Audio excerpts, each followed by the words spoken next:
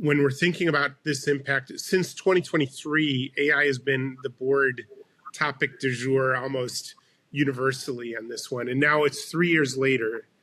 And now there's getting into maturity in here. There's a lot of talk to say AI has finally found its value.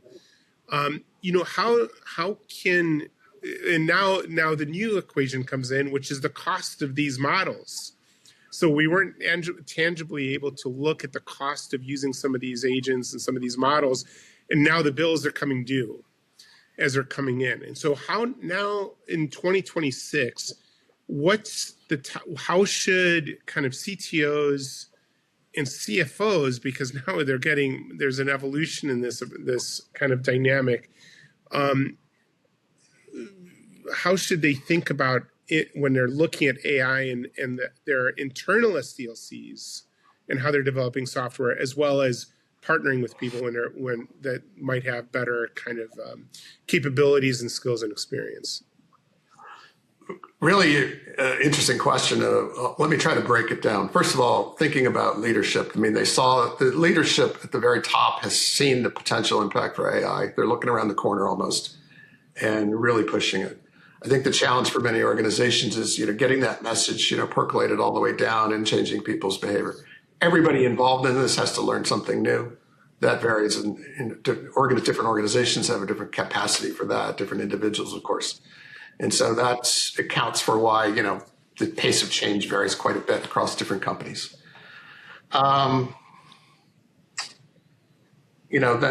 I lost my train of thought on the multi-part project. What was the second bit? Well, between CTOs and CFOs, how do they have to think differently? Okay, yeah. So clearly folks are looking at the cost of these tools and realizing that they're not free. You have folks like Jensen saying, everybody should be spending 6 figures. Every developer should be spending 6 figures on tokens. Of course, he would like the world like that. And so I think we should realize that we're still in a transition phase. We don't really know what the ultimate cost of this will be. I can guarantee you that it will drop dramatically. We're learning. Large models are pushing the capabilities of what can be done, and then always, and that's really the most important thing in any technical enterprise is getting it right, getting it good, and then you figure out how to lower the costs. And over time, we will get smarter and smarter and smarter. Some of our clients are working on all kinds of clever ways to help folks manage the costs. The cost of inference is dropping dramatically.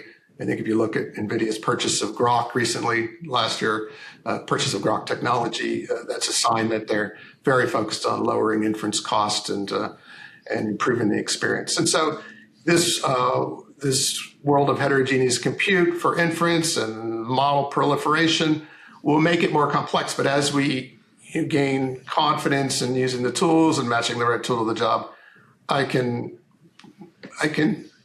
think that inference cost is going to be the dominating factor. It's going to be like another utility. It's going to be a factor in the cost, but it's not going to dominate the cost of developing enterprise software, I suspect. So I'm not so worried about that. Obviously, in the short term, CFOs need to watch the bottom line, and there may be increased budget needed for tokens right now. I think I feel sorry for the CFOs out there, but it's a blip that will manage very quickly. I'm going to do 2 little branches here right now. The first one is I'm going to kind of do a summary of this, but then I want to just have an open, kind of more free-form exploration of ideas that may or may not be used within this episode of HTEC Today. But the first one is that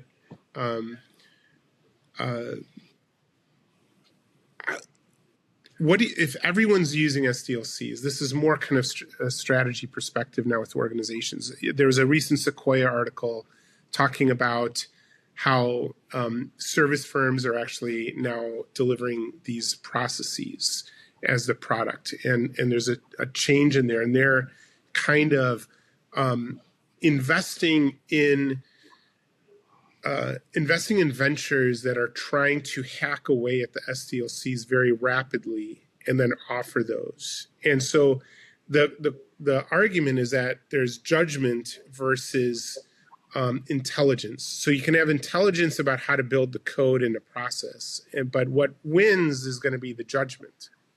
So when you're looking at the judgment on the SDLC, how much weight do you put on that in today, and just from a practical perspective, because a lot of these are very forward thinking bets that VCs like Sequoia are making, but what's your view on this one from a practical perspective? Because those ventures are hacking away. They're realizing the potential of these tools, but they're still early stage. And so when an enterprise is thinking about these things, how do they compete?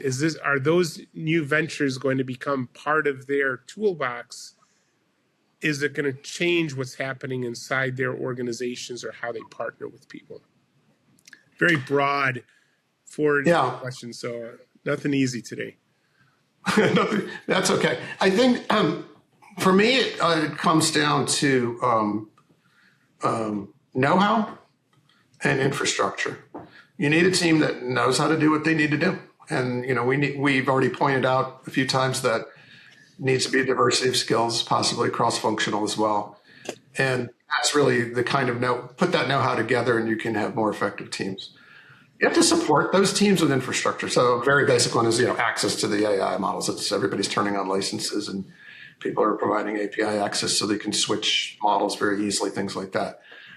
To some extent, an SDLC can be embodied in a tool and an infrastructure. But to be honest, I'm not impressed with how complicated the SDLCs actually are. They're not, I haven't seen one where you couldn't reproduce it on yourself and generic tools with a pretty light effort. I don't think that that's a thing that needs to be focused on dramatically. The know-how of your team, expertise is still in your domain, still matters. These models aren't all trained on every industry yet, things like that. That know-how is important. Infrastructure remains important beyond access to tools, access to data. Big organizations have data over here that needs to get over there to be used by leadership's making decisions or an AI model trying to automate something. And so that effort is often expensive and requires senior leadership to be involved. So to simplify things for senior leaders, I would say focus on the know-how of your team and the infrastructure that makes things smoother. If your team is driving on a dirt road versus a highway, you're going to notice productivity differences between those teams, and it may not be entirely in their control. So look for opportunities like that to help people be more productive. So those are the two things. SDLCs themselves are exciting and interesting and creative and a little bit complex. But at the end of the day, once the mystery is stripped away, it will be just another form of software in a way, maybe written in Markdown instead of Python. And you want the best teams working on it in that case, no matter what. People matter.